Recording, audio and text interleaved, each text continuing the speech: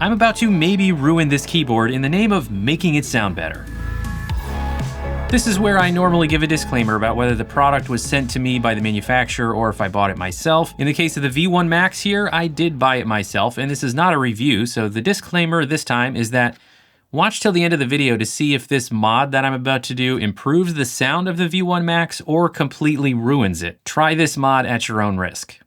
Okay, so I did a review of the V1 Max here a while back, and one of my only real complaints about it was that Keychron ditched the dense silicone pad in the case bottom and instead put in some super thin low density foam that really doesn't do anything for the sound. And as a result, it has a little bit of a more plasticky hollow sound than I would like. So in this video, we're gonna try to make our own custom molded silicone pad for the bottom of the V1 Max. And in theory, you could do this for any keyboard that has the space between the case bottom and the PCB. So this is pretty simple and straightforward. I saw these DIY mix your own silicone kits on Amazon, and I thought maybe I can make my own silicone insert for a keyboard. Now there are a couple things to consider here and to pay attention to if you want to try this. The silicone that I bought comes in two parts that you mix together right before pouring into a mold, and it cures at room temperature, which is important because some silicone needs to be heated in order to cure, which would be bad for your keyboard. It also states that it doesn't give off any toxic fumes while it's curing, so that's something to pay attention to as well. And lastly, you'll want to make sure you get enough volume to make the size pad that you need for your keyboard. All right, now let's dive into the process, and then we'll do a before and after sound test. So the first thing we're gonna do here is prep the keyboard so that we can pour the silicone in and let it set. So I'm gonna disassemble the V1 Max here and get down to just the bottom case. All right, before we go any further here, we need to figure out where do we need to stop pouring our silicone. Basically, how much room do we need to leave for the PCB so that it can actually still seat the way it's supposed to. So there's probably much smarter ways of doing this, but what I am going to do is I'm going to take the PCB assembly, the whole thing,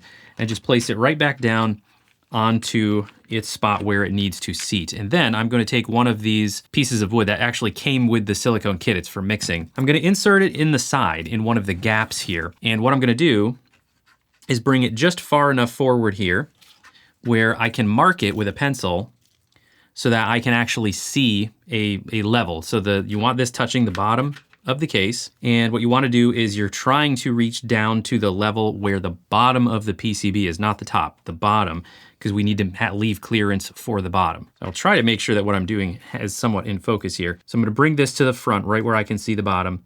Then I'm going to mark the wood just like that. Okay, and it's okay to go down a little bit further than where you see the bottom of the PCB because you want to make sure you leave room for anything that might be sticking out of the PCB a little bit. Okay, so the lower of those two markings that I just made, that is my target. So now I'm just gonna make that a nice solid line. Okay, so now I've got a marking right across here, and I can use this at a few spots within the case to hold up to the side and use my pencil to mark a line on the side of the case. All right, so there we go. I marked on all four sides. So now we're ready to move on to the next step, which is going to be to protect the bottom of the case here, because we don't want to just pour liquid silicone all over the battery and everything. I do want to leave the battery in here though, because I want to make sure that the silicone is molded around anything that is actually part of the bottom of the case, because I want it to fit securely and snugly in there. I'm just going to use some plastic wrap. Nice big piece of plastic wrap that is way bigger than what I need.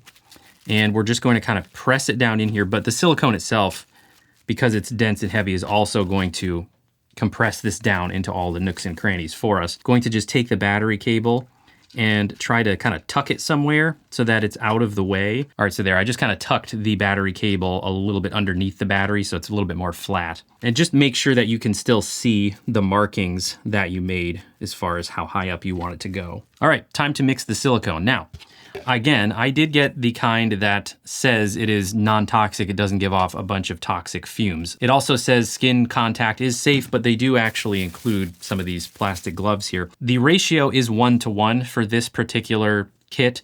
So I am just gonna dump the entire bottle of each because I don't have another use for this.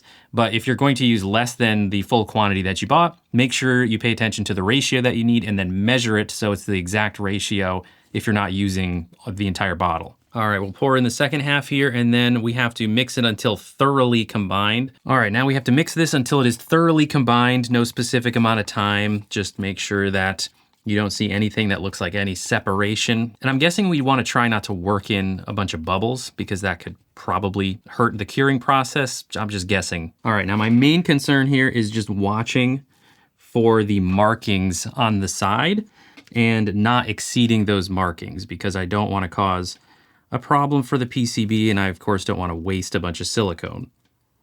So I'm just going to pour in a super thin layer here, and then I'm going to try and see if I can get sort of like the air to settle out from underneath. Try not to drip all over the place. Let's see if I can use one of the stirrers to help me out here. And this is not going to expand, I don't believe. My understanding is this is not going to expand, so I'm not worried about it getting taller as it dries. I just want to make sure not to exceed those lines that I drew. So I'm gonna add a little bit more here because I don't think I'm up to my level yet. All right, as best I can tell, it looks like I am up to the line that I wanted, and I really barely used any of this, so I think you can probably buy a smaller quantity. Now what we have to do is leave this to set for a minimum of 5 hours according to the instructions. So I'm gonna set this aside for 5 hours and come back. All right, I gave this a lot longer than it actually needed to set up because I just wanted to be sure. But unfortunately, because of a very technical issue with my camera that had absolutely nothing to do with me forgetting to press the record button, you just missed me lifting out the plastic wrap. It came out very easily. I just lifted it out by the plastic wrap. The whole thing just popped out very easily and then just peeled right off of the plastic wrap, and then I set the entire thing back down in the case bottom, and it fit perfectly. There really are no issues here. Is it pretty?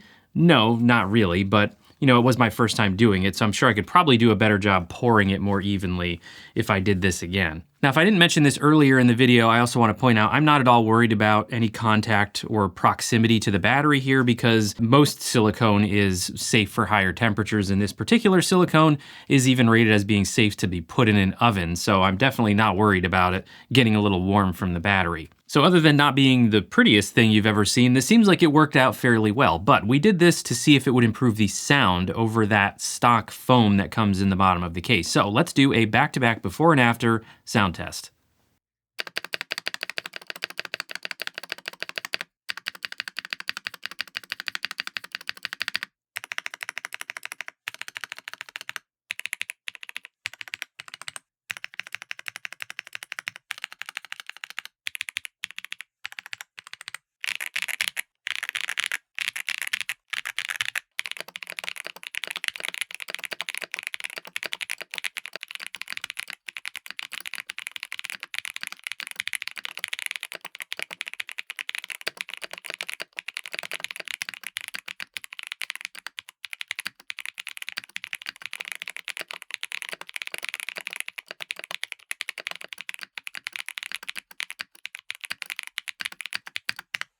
Well, there you have it. Let me know down in the comments, which did you like the sound of better, and was there a significant enough difference for doing this custom-made silicone pad mod worth it? As I mentioned earlier, I do have a link in the description to the exact silicone kit that I used to do this if you're interested in trying it out for yourself. That'll do it for this video, and thankfully I did not ruin this keyboard because, oh, that would have been sad.